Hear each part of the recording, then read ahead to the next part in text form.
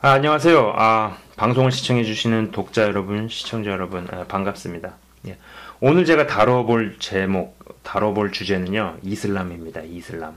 예. 뭐 제목을 한번 이렇게 달아봤어요. 이슬람, 사단의 마지막 히든 카드. 뭐 혹은 뭐 사단의 끝판왕 히든 카드. 뭐 이렇게 달아봤고요. 그리고 이제 오늘은 이슬람 금융에 대해서 좀 이야기를 해보려고 합니다. 예. 참고로 저는 경제 전문가가 아닙니다. 예, 제가 여기서 다룰 내용들은 굉장히 어떤 계략적인 이야기들을 많이 할 거예요. 우선 오늘 말씀은요. 참고로 보셨으면 하는 말씀이 신명기 15장 4절에서 11절까지의 말씀을 보시면 됩니다. 이 구절을 읽어보면요. 하나님께서 믿는 우리에게 힘들고 어렵고 가난하고 약한 자들을 품고 배려하길 원하신다는 것을 분명히 알 수 있죠. 그죠? 우선 이 말씀 구절을 곰곰이 생각하시면서 이 시간에 이야기하려는 주제와 내용들을 잘 연관 지어 보시기 바랍니다. 오늘 주제는요. 이슬람 금융입니다. 이슬람 금융인데 우선 이슬람 금융이 우리가 익숙하고 친숙한 어떤 금융제도, 금융 시스템과 어떻게 다른지에 대해서 대략적인 이야기를 해보도록 하겠습니다. 우선 참 재밌으면서도 이 슬픈 것이 뭐냐면요. 예수님을 잘 믿는다. 신앙이 좋다는 분들 이렇게 보면은 뭐 혹은 믿음이 꽤 있다고 자부하시는 분들조차도 이게 보면은요. 막상 이제 돈을 벌고 모으고 쓰는 데 있어서는 사상이나 철학이 빈곤한 경우가 적지 않죠. 다시 말해서 신앙과 물질관이 이게 그냥 따로 노는 거예요. 따로 국밥으로 노는 경향성이 강하죠. 그리고 이제 돈을 벌고 모으고 쓰는 영역에서는 성경적 사고가 아니라 자본주의적인 사고방식으로 머리가 돌아가더라. 그런 경우를 많이 볼 수 있다는 거죠. 그죠? 대표적인 몇 가지 개념들을 이야기를 해보도록 하겠습니다. 우선 이제 대부분의 기독교인들도 뭐 예를 들면은 적은 투자를 하고 큰 수익을 거두는 것이 현명한 투자다. 뭐 이런 개념 혹은 돈이 돈을 번다. 그죠? 이런 개념 혹은 큰 위험을 무릅써야지 뭐 큰 돈을 벌 수 있다. 이런 개념들을 아무런 꺼리낌 없이 거부감 없이 받아들이죠. 그죠? 헌데 이런 말들을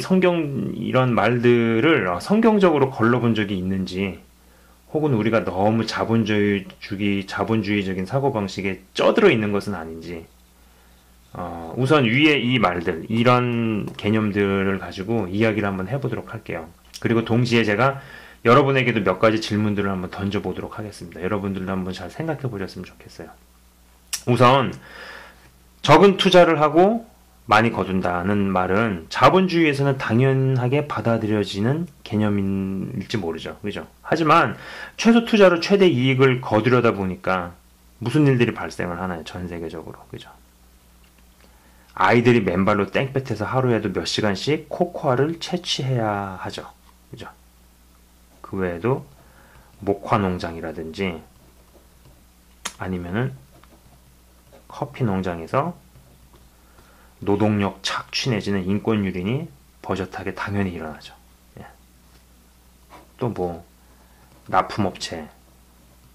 납품업체를 쥐어 비틀어 짜고 뭐 단가를 후려친다든지 이런 일들이 일어나죠. 그죠? 뭐 그 외에도 여러 가지의 일들이 있죠. 그죠?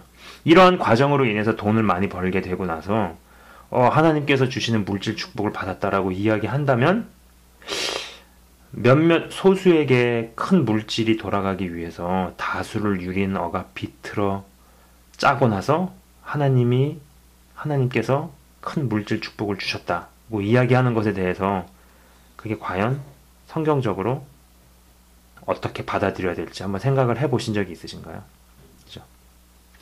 이렇게 사람들을 관찰을 해보면은요, 어떤 분은 큰 부자가 됐어요. 크게 돈을 벌고 나가지고 갑자기 멀쩡하게 살고 있던 자녀가 이혼을 한다든지 아니면 뭐 다 큰 부자가 됐는데 갑자기 배우자가 바람이 난다든지 뭐 이런 일들이 왜 생길까? 분명히 연관이 있을 거라고 저는 봅니다. 그죠? 자, 두 번째는 이제 돈이 돈을 번다라는 개념이에요. 그죠? 이런 말의 영향 탓인지 회사를 세우고 키워서 일어선 어떤 빌 게이츠, 뭐 이 빌 게이츠 누군지 다 아실 거예요. 빌 게이츠보다는 투자를 잘해서 거부가 된 워렌 버핏을 더 좋아하는 것 같아요. 그죠? 수고하고 고생해서 벌게 된 수익이나 돈은 마치 좀 별거 아닌 것 같고, 뭐 주식이나 부동산 투자를 잘해서 큰 돈을 벌면 우대를 받는 듯한 분위기가 생기게 됐죠. 그죠? 제가 이런 얘기를 왜 하냐면요. 예전에 친척 한 분이 이런 얘기를 하신 적이 있어요. 회사 동료 한 명이 아파트로 이사를 잘 간 거예요. 이사를 잘 가는 바람에 자신의 한 10년치, 13년치에 해당하는 연봉을 이제 그 금액을 1, 2년 사이에 벌어버린 거죠. 그러다 보니까 이분이 일할 맛이 안 난다고 그런 얘기 하시더라고요. 그러니까 일에 집중해서 하시던 분이 요새는 막 일하다가도 재테크 사이트 뒤적거리고 경제 관련 소식이나 뉴스 같은 거 자꾸 보게 돼서 일의 집중도가 떨어지더라. 이렇게 이야기하시는 것을 제가 한번 들어본 적이 있어요. 성실히 일했는데 왠지 바보 된 기분, 멍청한 것 같고, 투자 한번 잘해서 이사 한번 잘 가가지고 몇 천만 원, 억대를 한꺼번에 벌어버리면은 왠지 더 유능한 것 같고, 그죠? 이런 부분에 대해서 여러분 어떻게 생각을 하십니까? 또 그런 예도 있을 수 있죠, 그죠? 장기적 투자 관점이 아니라 단기적 투기 목적으로 돈이 들어와서 속된 말로 뭐 이런 거죠. 뭐 치고 빠지고 먹고 튀고, 그죠? 이런 과정에서 멀쩡한 회사도 망가지고, 회사가 적대적으로 헐값에 뭐 인수 합병되고 뭐 이런 일들. 이런 것들이 돈이 돈을 번다라는 말에 해당이 되는 케이스예요. 이 말이 맞을지 몰라도 과연 이것이 성경적으로 어떻게 받아들여져야 되는가? 여러분 한번 생각해 보시기 바라요. 네. 자, 또 어떤 게 있을까요? 큰 위험을 무릅써야 큰 돈을 번다. 자, 2007년도, 2008년도에 그죠? 세계 경제 위기의 출발점이 미국의 서브프라임 몰기지입니다. 여러분 아실 거예요. 그러니까 이게 다시 말해서 프라임 몰기지면은 직장이 확실하고 신용이 확실한 사람한테 돈을 빌려주는 개념이라면은 여기다가 앞에다가 서브가 하나 더 붙였잖아요. 그죠? 그러니까는 신용이나 직장이 좀 불안불안하고 안전치 못한 사람한테 돈을 빌려줬다가 그 돈을 이제 돌고 돌아가지고 뭐 하여간에 뭐 금융이 뭐 터진 건데 신용도가 이제 형편없는 사람들에게 돈을 빌려주다가 이제 터진 일이잖아요. 그죠? 근데 결과적으로는 이게 엄청난 액수의 돈이 증발해버리고 미국 내에서만 수백만의 신용불량자, 막 직장 쫓겨나고 집에서 쫓겨나고 뭐 이런 사람들이 양산이 됐죠. 그죠? 물론 이 말대로 뭐 극소수의 누군가는 분명 이익을 봤을 거예요. 예, 분명 봤다고 생각을 합니다.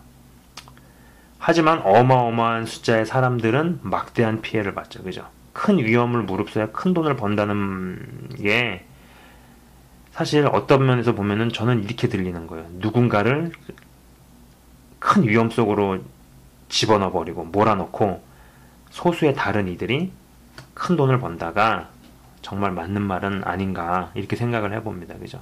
정말 믿음이 분명해서 큰 위험을 무릅쓴 것인데 무릅쓴 건지 아니면은 뭐 욕심에 가려서 무모한 짓을 벌인 건지 그죠? 참 애매하죠. 그죠? 믿음을 가지고 큰 위험을 무릅쓴 것 같은데 구입한 교회 건물은 왜 헐값에 경매시장에 내놔야 되고 뭐 이런 것들. 그죠? 지금까지 이제 우리가 일반적으로 받아들이는 개념들 중 몇 가지에 대해서 이야기를 해봤어요. 그죠? 적은 투자를 가지고 큰 수익을 남겨야 현명한 투자다. 혹은 돈이 돈을 번다. 아니면 큰 위험을 무릅써야지 큰 돈을 벌 수 있다. 우리가 어떤 거부감 없이 잘 받아들이는 그런 개념들이 과연 성경적으로 진짜 옳으냐. 예, 그죠? 이런 개념들 말고도 더 있겠지만 일단 위에 세 가지 개념들을 가지고 이야기를 해봤어요. 근데 여기서 확실히 알 수 있는 건 뭐냐면요. 자, 보십시오. 기독교 신앙이 있어요. 그죠? 그 다음에 여긴 경제활동 섹터입니다. 그죠? 이상적인 모델로 가자면은, 이상적 모델이자면은, 그죠? 기독교 신앙이 위에 올라서고, 그리고 그 밑으로 뭐 이제 경제 활동이나 혹은 자본주의가 이 밑에서 지배를 받는, 기독교 신앙 밑에 지배를 받는 그림으로 가야 되죠. 그죠? 기독교 신앙이 지배를 받도록 했어야 하는데, 그러나, 그죠? 기독교 신앙이 여기 있으면은 경제 활동 따로 국밥으로 노는 거예요. 그죠? 아니면은 경제 활동이 있으면은 기독교 신앙을 밑으로 집어넣어 버리는 거죠.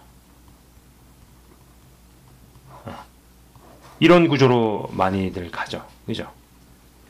그래서 기독교 신앙과 경제 활동이 따로 놀게 될 때 생기는 어떤 현상들, 볼 수 있는 관찰되는 현상들이 뭐겠어요? 믿음 하면서도 막상 돈에 대해서는 철학 빈곤하죠. 그죠? 어떻게 벌고 모으고 써야 될지를 모르죠. 그죠? 그래서 막상 무슨 조언을 하고 뭐라고 얘기를 하면은 내 돈 내가 벌어서 내가 쓰는데 뭔 상관이냐 이렇게 받아치죠. 그죠? 또 어떤 게 있을까요? 믿음 하면서도 경제 활동은 성경적이 아니고 자본주의적으로 생각을 합니다. 그죠? 이러다가 뭐 부자와 나사로 이야기 나오죠. 왜?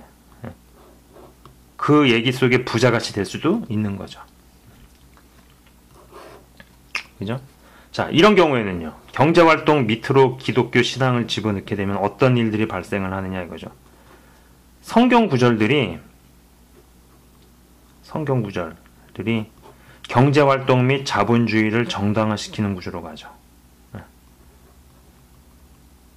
자본주의 정당화. 그래서 자본주의랍시고 자본주의를 옹호하는 그런 활동들을 정당화시키기 위해서 성경 구절이 쓰임을 받게 되는 거죠. 그죠? 신앙이 마치 뭐랄까 자본주의의 시녀로 전락한다. 뭐 이런 개념이 되겠죠. 그죠? 또 뭐겠어요? 뭐 번영신앙이라는 어떤 기형아가 탄생을 하는 거죠. 그죠? 현실적으로 우리가 이 두 케이스를 많이 보게 되는 것 같아요. 이렇게 되게 되면은 앞서 처음에 말씀드린 신명기 15장 4절에서 11절 말씀을 실천하는 것이 구조적으로 불가능해지겠죠. 그죠? 그죠? 자, 이 성경을 읽다 보면 말이죠. 성경을 잘 이렇게 읽어보면요. 예수를 믿는다는 하나님의 백성들이 똑바로 못 써 있으면은 항상 대적들이 강해집니다. 그러니까 하나님께서 그 대적들이 막 융성해지고 강성해지고 힘을 갖고 세지는 것을 허용하시는 것 같아요. 어떤 면에서는 이제 대적들이 강해지는 것을 하나님께서 허용하시는 거죠. 그죠? 자, 2007년에서 2008년도 서브프라임 몰기지 사태는요, 자본주의 병폐를 다 보여준 사건이었어요. 그죠? 그래서 실제로 그 사건 이후에 이슬람 금융에 대한 논의가 학계에서 활발히 논의가 되었습니다. 자, 그러면은 이 이슬람 금융이 가지고 있는 이 기본적 특징을 한번 논해 보도록 할게요. 우선 이슬람 금융은요, 샤리아법에 근거해서 금융 활동을 합니다. 기독교에서는 기독교 신앙을 경제 활동에 올리는 작업을 어떤 면에서는 잘 이루어내지 못했다라는 인상을 받는 데 비해서 이슬람 금융은 종교를 금융 위에 올려놓은 인상을 준다라는 거죠. 이 작업에 상당히 성공했다라는 생각도 들어요. 그러니까 다시 말해서 아까 말씀드린 것처럼 자, 기독교 섹터에서는 많이 볼 수 있는 부분이 이 신앙과 경제, 자본주의가 있으면은 어떤 엮인 게 전혀 없는 것 같은, 마치 신앙 따로 경제 따로, 막 신앙이 좋은 것 같은데 돈을 벌고 모으고 쓰는 데 있어서는 자본주의적으로 생각하는 거, 아니면 자기 마음대로 생각하는 이런 구조로 간다든지, 아니면은 경제 자본주의가 있으면은 이 밑으로 신앙을 집어넣는 듯한 그림이라면은 이슬람은요, 종교를 딱 위에 세우고 거기에 지배를 받게끔 이 경제 활동에 이런 구조로 정착을 시켰다라는 거죠. 그러다 보니까는 특징이 뭐가 있을까요? 이슬람 금융의 특징은요, 이자가 없습니다. 이자 개념이 없어요. 예금을 맡긴 고객은요, 그러니까는 이제 어떤 커스터머, 고객이 은행에다가 돈을 맡기면은 그 은행은 회사에다가 투자를 하겠죠? 그죠? 그리고 그 회사가 이윤을 내면 그 이윤에서 고객한테 주는 구조죠. 예금을 맡긴 고객은 회사가 벌어들인 이윤에서 일부를 지급을 하는 개념이에요. 그래서 이자가 없단 말이에요. 이자 대신에 수익금을 주는 구조죠. 여기는 이자가 당연하죠. 대출 이자가 예금 이자보다 높은 게 당연하죠. 그죠? 그래서 뭐 예대 마진으로 은행이 먹고 살고 이런 거에 대해서 전혀 거부감 없이 받아들이는데 이슬람 금융은 이자가 없다라는 거예요. 그리고 건물이라든지 집이라든지 어떤 부동산을 사게 되면은 여기는 이슬람 금융에서는 공동 소유 개념으로 갑니다. 그러니까는 예를 들어 가지고 어떤 개인이 집을 샀단 말이에요. 집을 사면은 이 집은 그 개인과 은행 고객이죠. 개인과 은행의 공동 소유예요. 그래 가지고 이 개인이 은행에다가 이자가 없으니까 은행에다가 렌트비를 냅니다. 이런 구조예요. 근데 여기는 뭐 아시겠지만 개인 소유죠. 어떤 면에서는 여기는 이 이슬람 쪽에서는 더 공동체 개념이 강하게 작용을 하는 부분이 있는 거예요. 여기 이쪽에서는 집을 사면은 대출을 끼고 은행에 이자를 지급하는 게 되게 굉장히 당연하게 생각을 하는데 여긴 그렇지 않다는 거예요. 또 어떤 특징이 있을까요? 이쪽 사이드에서는 이윤이 되는 곳에는 투자를 하죠. 근데 윤리적인 것을 별로 그렇게 고려하지 않죠. 뭐 돈만 벌어다 준다 면은 얘가 뭐 무기를 만들어 팔든 마약을 만들어 팔든 음란물을 제작해서 뭐 팔든 별로 상관을 안 하죠. 그죠? 사채놀이, 대부업 별로 상관을 안 하죠. 주주들 이익만 된다면은 사람들을 수천 명을 해고를 하든 말든 상관이 없고, 그러다가 이제 잘못되면은 바지 사장한테 덤탱이 씌워서 모가지 자르고 뭐 이런 일들 뭐 그죠? 별로 상관 안 하죠. 왜? 이윤만 되면 된다 이건데, 이슬람 금융은요, 윤리적으로 문제가 있는 곳에는 투자를 못 합니다.